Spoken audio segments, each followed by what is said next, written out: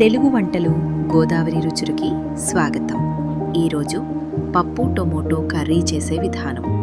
ముందుగా 1 కప్పు పప్పు తీసుకుని బాగా నానబెట్టిన తర్వాత ఒక బౌల్ తీసుకుని స్టవ్ మీద పెట్టి ఆయిల్ వేసి అందులో ఉల్లిపాయలు, పచ్చిమిర్చి, జీలకర్ర వేసి తర్వాత నానబెట్టిన పప్పు అందులో వేసి టొమాటో ముక్కలు కూడా వేసి 3-4 విజిల్స్ వరకు ఉంచాలి.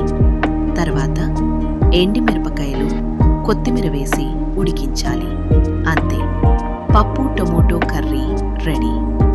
అలాగే క్యాలీఫ్లవర్ టొమాటో కర్రీ తయారు చేసే విధానం చూద్దాం రండి.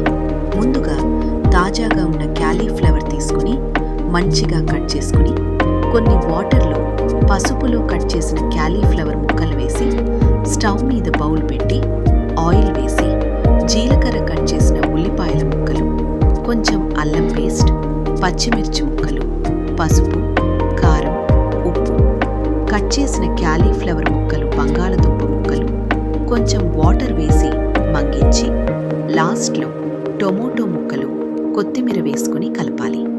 అంతే, simply tomato cauliflower curry ready. Thank you so much for your watching. వంటలు గోదావరి రుచులు ఛానల్ను సబ్స్క్రైబ్ చేయండి. వీడియో నచ్చితే లైక్, కామెంట్, షేర్